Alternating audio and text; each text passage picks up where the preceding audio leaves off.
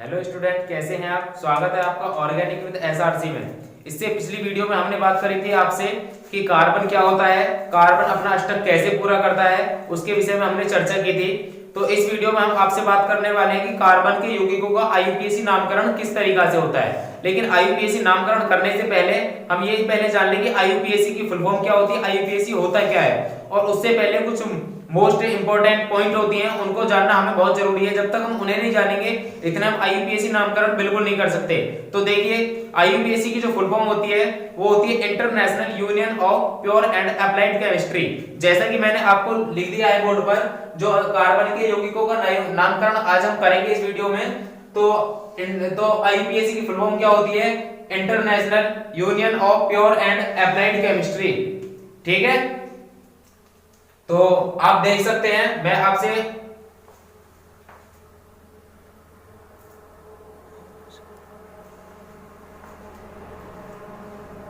तो आईयूपीएसी की full form होती है international union of pure and applied chemistry.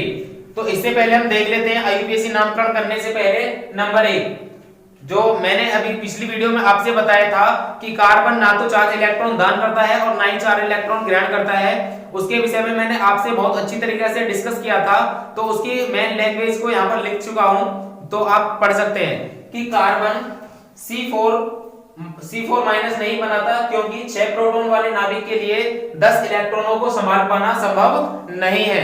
तो पहला पॉइंट ये हो गया, जो मोस्ट इंपोर्टेंट पॉइंट है, अपनी नोटबुक में नोट कर लीजिए।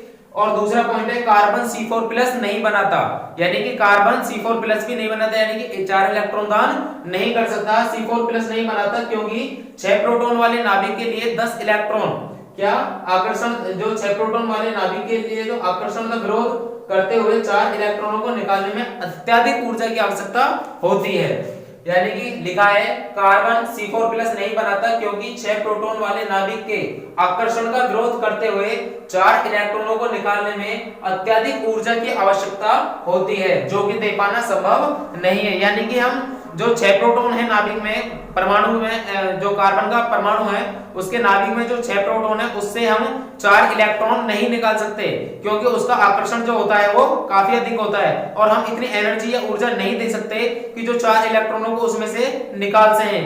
तो ठीक है, तो अगला पॉइंट लिखा है मैंने, कार्बन अपना अष्टक इलेक्ट्रॉन की साझेदारी से पूरा करता है। किससे? इलेक्ट्रॉन की साझेदारी से। वो क्या करता है, इलेक्ट्रॉन के साथ में शेयरिंग का पार्ट खेलता है, यानी कि साझेदारी करता है, तो पूरा करता है। अगला पॉइंट है, इलेक्ट्रॉन की साझेदारी से बना बंध जो होता है वो क्या होता है, सहसंयोजी बंध कहते हैं। जो इलेक्ट्रॉनों की साझेदारी से बॉन्ड बनता है उसे सहसंयोजी बंध कहते हैं। जो बॉन्ड है 11वीं क्लास में चैप्टर है रासायनिक बंध का, उसमें अच्छे तरीके से डिस्कस करा है कि बॉन्ड क्या होते हैं, तो रासायनिक बंध क्या होते हैं। तो रासायनिक बंध मुख्यतः देखो तो तुम 2 प्रकार के होते हैं, दुर्बल और प्रबल बंध, जिसमें क्या होते हैं कि हमारे सहसंयोजी बंध होता है, उपसहसंयोजी बंध होता है और आयनिक बंध होता है। बट वो बात एक अलग है, उसकी विषय में हम बात नहीं कर रहे, वरना वीडियो काफी लंबा हो जाएगा।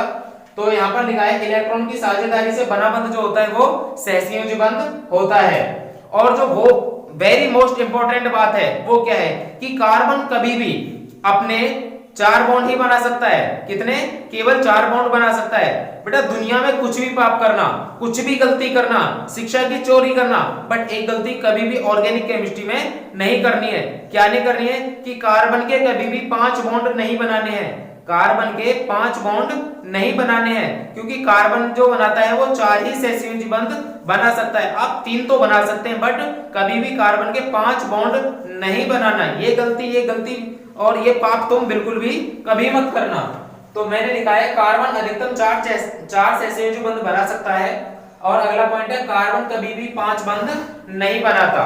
किस तरीका से? जैसे कि मैं आपको CH4 का एग्जांपल दे रहा हूं, आप समझने की कोशिश करना कि ये कार्बन है और ये इसके पास में शेयरिंग के लिए इलेक्ट्रॉन रखे गए हैं इस तरीका से, और इसके शेयरिंग किसके साथ है? हाइड्रोजन के साथ है। किसके साथ है बेटा? हाइड्रोजन के साथ है। हाइड्रोजन के पास भी कितना इलेक्ट्रॉन होता है? एक ही इलेक्ट्रॉन होता है इस तरीका से। तो ये जो शेयरिंग का पार्ट खेलता है किसके साथ में खेलता है? हाइड्रोजन के साथ में यहाँ पर खेल रहा है, जो CH4 है। तो क्या होता है, ये जो इलेक्ट्रॉन है इस समय जो शेयरिंग के इलेक्ट्रॉन है ये कार्बन के भी हैं और हाइड्रोजन के भी हैं।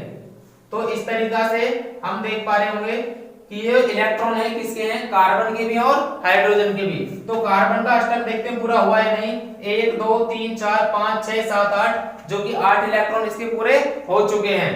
तो क्या होता है, जब एक एक इलेक्ट्रॉन दोनों साझे शेयरिंग करते हैं तो वहां पर एक बॉन्ड बनता है, तो उसे कहते हैं सहसंयोजी बॉन्ड। तो इस तरीका से कार्बन हाइड्रोजन के साथ में सहसंयोजी बंध का निर्माण करता है। ये जो बेटा बॉन्ड होता है इसे कहते हैं सहसंयोजी बंध। क्या, सहसंयोजी बंध, इसे बोलते हैं सहसंयोजी बंध, जो कार्बन ने हाइड्रोजन के साथ बनाया है। तो यहाँ क्या होता है, ये एकल बंध कहलाता है। क्या कहलाता है, ये एक है, सिंगल है, तो क्या कहलाएगा, ये एकल बंध। ठीक है, समझ पा रहे होंगे। इसी तरीका से ऑक्सीजन जो ऑक्सीजन से जुड़ती है, यानी कि O2 जो बनाती है, वो किस बॉन्ड के साथ में जुड़ी हुई होती है, इसको भी देख लेते हैं। तो वो डबल बॉन्ड के साथ में जुड़ी हुई होती है। किस तरीका से, ये ऑक्सीजन और ये ऑक्सीजन, ऑक्सीजन की आउट ऑफ सेल में कितने इलेक्ट्रॉन होते हैं, 6 इलेक्ट्रॉन होते हैं, क्योंकि ऑक्सीजन का एटॉमिक नंबर जो होता है वो क्या होता है, 8 होता है, और इसका इलेक्ट्रॉनिक विन्यास करते हैं तो क्या होता है, 2,6 होता है। तो इलेक्ट्रॉन जो हम इसमें भरते हैं, तो 1 2 3 4 5 और 1 6, इस तरीका से भरते हैं। 1 2 3 4 5 6, इस तरीका से भरते हैं। तो इसको भी, ये भी क्या है, सिंगल है, इसको भी यहाँ पर दिखा देते हैं, ये भी क्या है, सिंगल है, ये इसे आगे दिखा देते हैं। तो जब इनका अष्टक पूरा नहीं होता है तो क्या करते हैं, साझेदारी करते हैं। ये अपना एक इलेक्ट्रॉन आगे शेयरिंग के लिए बढ़ाता है, कहां पर, आगे शेयरिंग के लिए बढ़ाता है, और दूसरे से कहता है कि आप भी अपना एक इलेक्ट्रॉन शेयरिंग के लिए बढ़ाइए। तो देखिए, क्या कार्बन का, इस वाले ऑक्सीजन का अष्टक पूरा हुआ, देखिए आप, इस वाले ऑक्सीजन का अष्टक पूरा हुआ, नहीं हुआ, 2 4 6 और 1 7 है। तो ये क्या करते हैं, तो इस तरीका से, ये एक इलेक्ट्रॉन के पास है, तो देखते हैं क्या इनका अष्टक पूरा हुआ, 2 4 6 और 1 7, इनके भी 7 हुए। तो अब क्या करते हैं कि अपना ये वाला इलेक्ट्रॉन ये भी आगे बढ़ाते हैं, और ये वाला इलेक्ट्रॉन ये भी आगे बढ़ाते हैं। अब देखो, तो हाँ जी, ऑक्सीजन के आप देख पा रहे हो 2 4 6 और 8, और इसके भी 2 4 6 और 8, इसके भी पूरे हो गए। तो इन्होंने क्या करा है, दोनों ऑक्सीजन ने 2-2 इलेक्ट्रॉनों को आगे बढ़ाया है, यानी कि साझे के लिए 2-2 इलेक्ट्रॉनों को आगे बढ़ाया है। तो क्या होता है कि इनके बीच में क्या हो जाएगा, बॉन्ड बन जाएगा। तो ऑक्सीजन और ऑक्सीजन के बीच में कैसा बॉन्ड बनता है, इसको बोलते हैं द्विबंध। क्या, द्विबंध, यानी कि डबल बॉन्ड। क्या बोलते हैं, डबल बॉन्ड बोलते हैं इसको। ठीक है, इसी तरीका से नाइट्रोजन से मिली हुई होती है, तो वहां पर क्या होता है, तो ये नाइट्रोजन और ये नाइट्रोजन का जो एटॉमिक नंबर होता है वो क्या होता है, 7 होता है, और इसका इलेक्ट्रॉनिक विन्यास करते हैं तो क्या होता है, 2 5। तो इसके आउट ऑफ सेल में कितने इलेक्ट्रॉन होते हैं, 5 इलेक्ट्रॉन होते हैं बेटा, और उन्हें इस तरीका से भरते हैं, 4 और 1 5, इसी तरीका से 1 2 3 4 और 1 5, इस तरीका से। तो ये पेयर इलेक्ट्रॉन है, जो अनपेयर इलेक्ट्रॉन होते हैं हमेशा वही साझा करते हैं। तो क्या करते हैं कि यहाँ से देख पा रहे हैं कि 5 इसके हैं, 5 इसके हैं, कोई से का भी अष्टक पूरा नहीं हो रहा, तो ये क्या करते हैं, अपने आपस में इससे पूछते हैं कि आप 3 इलेक्ट्रॉन दे सकते हैं। तो नाइट्रोजन यहाँ से 3 इलेक्ट्रॉन ये भी नहीं दे सकता, इसके पास भी कमी है, ये भी नहीं दे सकता, तो क्या करते हैं, साझा करते हैं। इन्होंने अपना एक इलेक्ट्रॉन आगे बढ़ाया इस तरीका से शेयरिंग के लिए, इन्होंने एक इलेक्ट्रॉन अपना आगे बढ़ाया इस तरीका से शेयरिंग के लिए। तो देखते हैं क्या इनकी शेयरिंग हुई, तो देखते हैं क्या इनका अष्टक पूरा हुआ। तो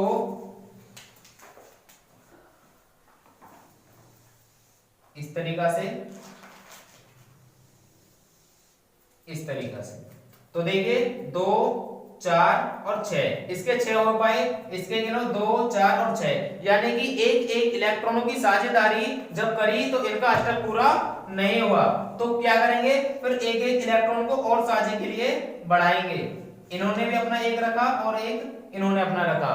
तो देखते हैं क्या अब अष्टक पूरा हो पाया, 2 3 2 5 और 2 7 हो जाते हैं। इसी तरीके से 2 3 2 5 और 2 7 हो जाते हैं। अभी भी अष्टक पूरा नहीं हुआ, तो क्या करते हैं, एक एक इलेक्ट्रॉन और अपना साझे के लिए आगे रखते हैं इस तरीका से।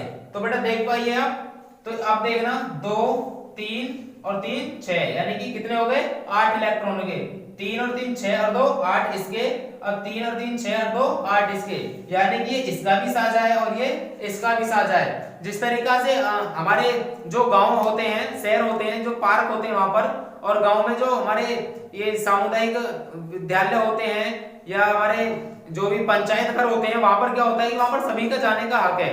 तो इसी तरीका से इनका दोनों का हक है, इस पर भी और इसका हक है इस पर भी।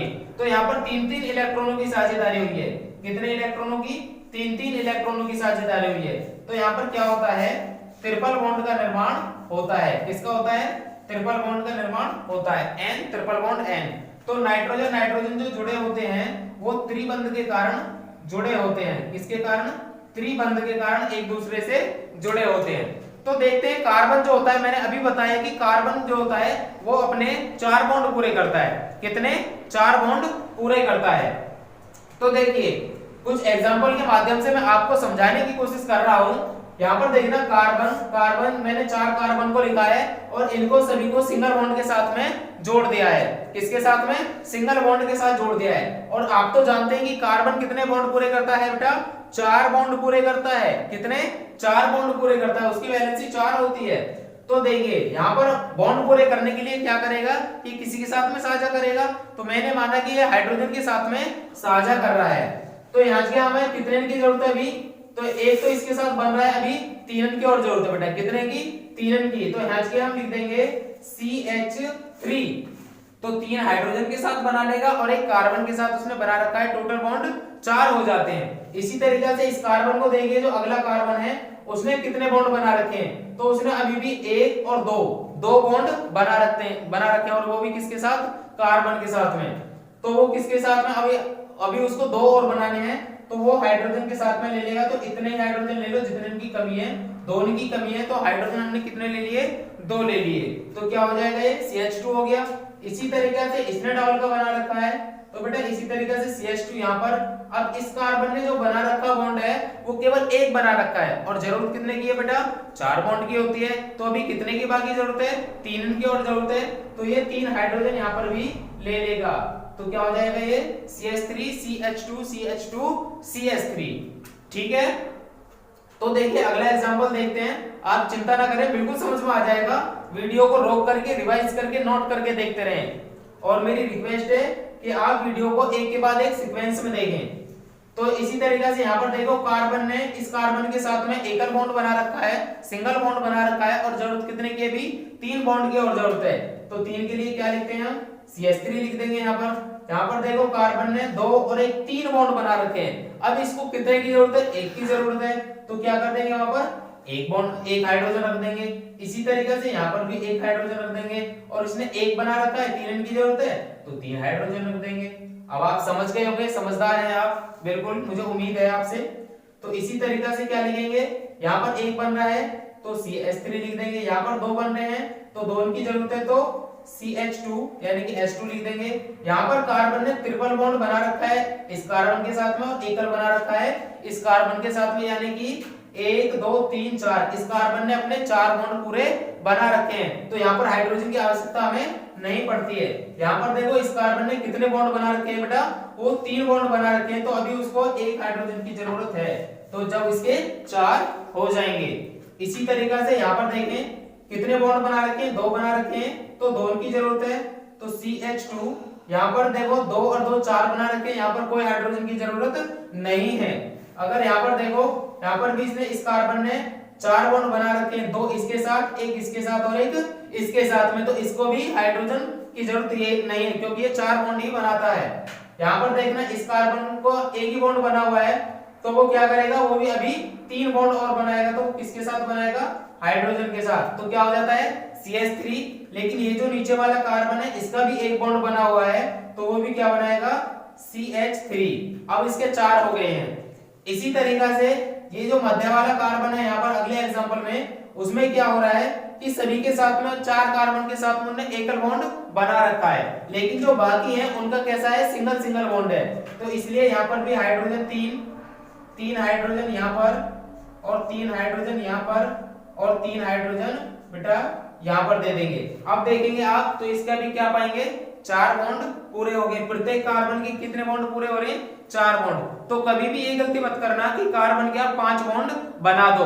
तो कार्बन तुम्हें single bond, carbon carbon single bond में भी मिलेंगे, कार्बन कार्बन डबल बॉन्ड में मिलेंगे और कार्बन कार्बन ट्रिपल बॉन्ड में भी मिलेंगे। कार्बन कार्बन 4 यानी कि कार्बन कार्बन अपने आप में 4 बॉन्ड नहीं बनाते, क्योंकि वहां पर क्या हो जाता है, बहुत सारे इलेक्ट्रॉनों को होने के कारण उनके बीच में क्या हो जाता है, रिपल्सन हो जाता है, प्रतिकर्षण हो जाता है, जिससे क्या होता है कि हमारा कोई भी अणु यानी कि मॉलिक्यूल नहीं बन सकता। तो ठीक है, आप जिनको स्क्रीनशॉट लेना चाहते हो वो स्क्रीनशॉट ले लें। मुझे उम्मीद है कि आपकी बात समझ में आई होगी। बेटा जब तक इन्हें नहीं करेंगे इतने हम आईयूपीएसी नाम नहीं कर सकते। तो देखिए आगे बात करते हैं आईयूपीएसी के बारे में। तो ले लीजिए जिनको स्क्रीनशॉट लेना है।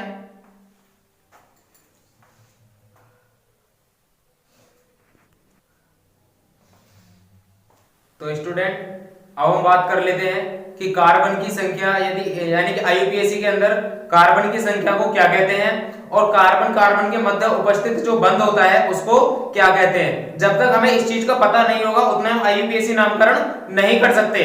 तो देख लेते हैं, ये क्वेश्चन आपके माइंड में जरूर उठता होगा कि कार्बन की संख्या को क्या कहें और कार्बन कार्बन के मध्य उपस्थित जो बॉन्ड होते हैं यानी कि कार्बन कार्बन जिस बॉन्ड के साथ में जुड़े हुए होते हैं उनको क्या कहें। तो ये सबसे ज्यादा दिमाग में आपको क्वेश्चन आता होगा। तो इसके विषय में बात करते हैं कि यदि कार्बन की संख्या 1 होती है तो उसको क्या कहते हैं। यदि कार्बन की संख्या 1 हो तो उसको कहते हैं बेटा मैथ कहते हैं। क्या कहते हैं, मैथ कहते हैं। कार्बन की संख्या 2 हो तो उसको एथ कहते हैं, 3 हो तो प्रोप कहते हैं, यदि 4 हो तो ब्यूट कहते हैं, 5 को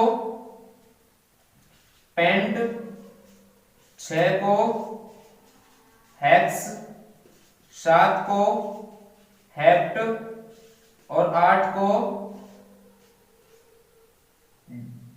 ऑक्ट कहते हैं। क्या कहते हैं, ऑक्ट कहते हैं। 9 को नॉन कहते हैं और 10 को डेक कहते हैं। इससे आगे आपको जरूरत नहीं पड़ेगी, आपके इंटर क्लास में केवल यहीं तक लिमिट होगी। अगर मैं इंग्लिश में बात करूं तो इंग्लिश में इसको मैथ कहते हैं और इसको एथ कहते हैं। जो हिंदी में होता है वही इंग्लिश में होता है। Prop, but, pent, hex, hept, oct, non और डेक। तो बेटा ये कहते हैं कि यदि कार्बन की संख्या 1 है तो उसको मैथ कहते हैं, 2 है तो एथ कहते हैं, 3 को प्रोप कहते हैं, 4 को ब्यूट कहते हैं, 5 को पेंट कहते हैं और 6 को हेक्स, 7 को हेप्ट, 8 को ऑक्ट और 9 को नॉन और 10 को यानी कि डेक कहते हैं। यानी कि ये हमें जानकारी होनी बहुत ही जरूरी है। तो आईयूपीएसी में आपको काम आएंगे, इसलिए आप अपनी नोटबुक में इनको भी नोट कर लें। अब बात करते हैं कि कार्बन कार्बन के मध्य जो उपस्थित बॉन्ड होते हैं उसको क्या कहते हैं। तो ध्यान दें, अगर कार्बन कार्बन के मध्य सिंगल बॉन्ड है, क्या है, सिंगल बॉन्ड है इस तरीका से, तो उसको बेटा एन कहते हैं। क्या कहते हैं, एन कहते हैं। इंग्लिश में भी ANE, एन कहते हैं। यदि कार्बन कार्बन के मध्य डबल बॉन्ड है, क्या है, डबल बॉन्ड है इस तरीका से, तो क्या कहते हैं उसको, ईन कहते हैं। क्या कहते हैं बेटा, ईन, यानी कि ENE, ईन इस तरीका से। यदि कार्बन कार्बन के मध्य ट्रिपल बॉन्ड है तो उसको क्या बोलते हैं बेटा, आइन बोलते हैं। क्या बोलते हैं, आइन इस तरीका से। तो हमें आईयूपीएसी नामकरण करने से पहले तो स्टूडेंट इससे अगली वीडियो में हम बात करेंगे आईयूपीएसी के नामकरण की, क्योंकि इस वीडियो में हम इसलिए बात नहीं कर रहे क्योंकि ये जो वीडियो है काफी लंबी हो जाएगी। आईयूपीएसी का नामकरण हम अगली यानी कि नेक्स्ट पार्ट दे देंगे। ये हमारा पार्ट नंबर 5 था और पार्ट नंबर 6 में हम आईयूपीएसी का नामकरण करेंगे।